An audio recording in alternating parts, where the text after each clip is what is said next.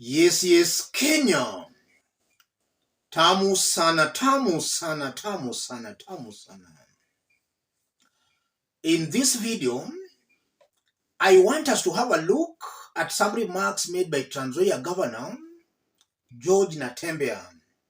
Natembeya made some remarks that have been causing a lot of heated political debates. The remarks are going to inform the basis of our analysis right now. Before we listen to George Natembeya, let me start by saying this. A few days ago in this platform, I did say I will be very much surprised if the opposition as currently constituted will reach 2027 presidential election as it is. There are very high chances that the opposition will split. And in the event of a slight split, William Ruto will easily win 2027. That's something I keep on repeating in this forum. I'm also seeing some Kenyans talking about Gen Zs. There is nothing like Gen Zs. We just have youths who are divided along ethnic lines. A majority of them are divided along ethnic lines. We have Gen Z supporting Rigathi. We have Gen Z supporting Raila, some Ruto, some Kalonzo, and some other presidential candidates. And in the event of an election being conducted today, they will divide their votes along ethnic lines. So there is no holistic constituency called Gen Zs, that this is how Gen Zs will vote. They will split their votes, and the votes will be split along tribal lines. And that's why also I strongly believe that in the event of a slight split in the opposition, William Ruto will easily win 2027. But even without a split in the opposition, as long as Raila Odinga supports William Ruto, it will be very hard, very difficult to beat Ruto. In 2022, William Ruto and Raila Odinga were the leading presidential candidates. They are now together. What makes you think that you can beat the best two if they combine efforts? It's not easy, ladies and gentlemen. Let's have a look at what George Natembeya said, after which we are going to analyze it to see what it means. We cannot lead by setting communities against each other. Gachagwa's remarks in the US were unworthy of the kingpin he claims to be. Kenya is a family. We may have disagreements, but we must resolve them with respect, not threats or tribal rhetoric. Our youth need hope, not fear. Natembeya is directly attacking Rigathi Gachagua. That's a direct attack. And for Natembeya to come out in public to attack Rigathi Gachagua, it shows clearly there is a split. And it's just a matter of time before we see some leading political figures jump shift. It's just a matter of time. And in the event Natembeya dumps the opposition for the government side or for whichever side, then the opposition is done in Western. Because currently, if you look at Western politics, almost all the leading politicians support Ruto. Raila has been leading in Western. Raila currently works with Ruto, or rather is in a political alliance or marriage with Ruto. Look at Mudavadi. Look at Wetangula. The only senior Western politician who was still dilly-dallying in the opposition was George Natembeya. If Natembeya quits the opposition, then the opposition should not dream of getting any support in Western. That's a fact, ladies and gentlemen. So the question begs again, why is George Natembeya changing shifts? Why is he talking the way he's talking?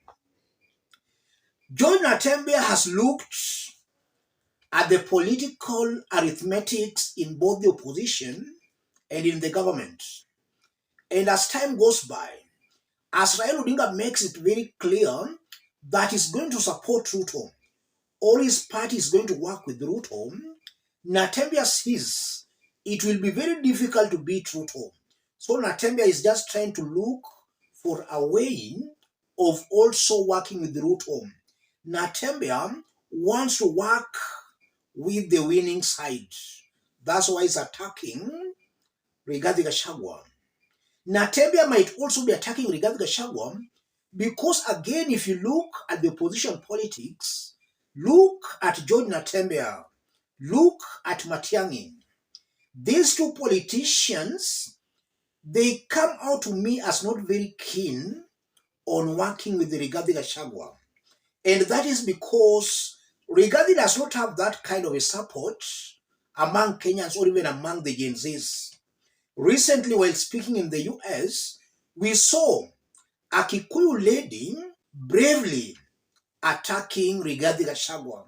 So it can also pass that even the so-called Kikuyu Gen Zs, who in my honest opinion, a majority, might support Rigathi, some are also not happy with the brand and style of politics being played by Rigathi Gachagua. So Natembeya is also attacking Rigathi because he does not want to identify with a leader who will be a baggage for him on the ground.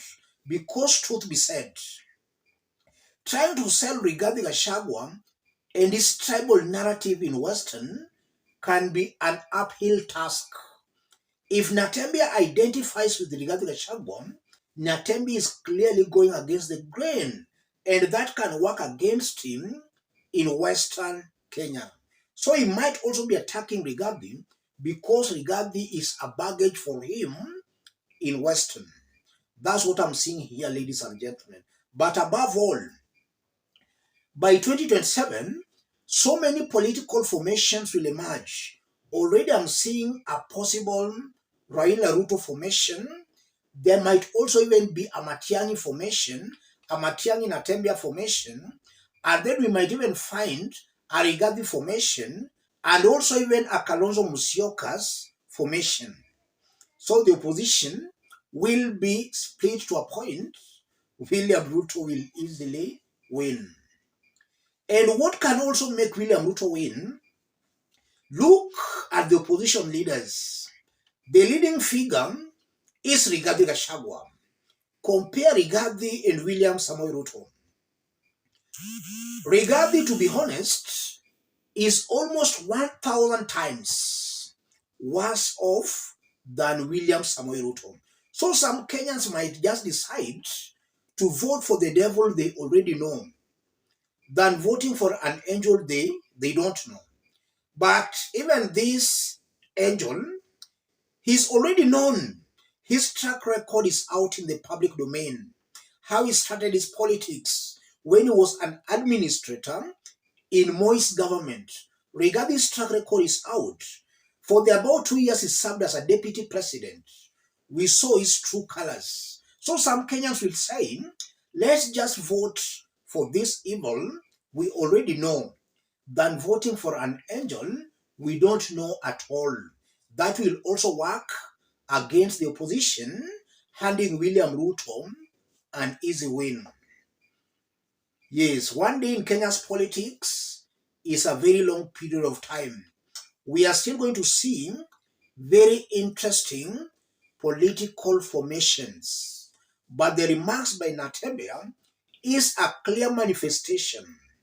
We might be heading for a very big split in the opposition. The opposition will most definitely split. Let me stop it there, ladies and gentlemen. For those watching us outside Kenya, drop a comment.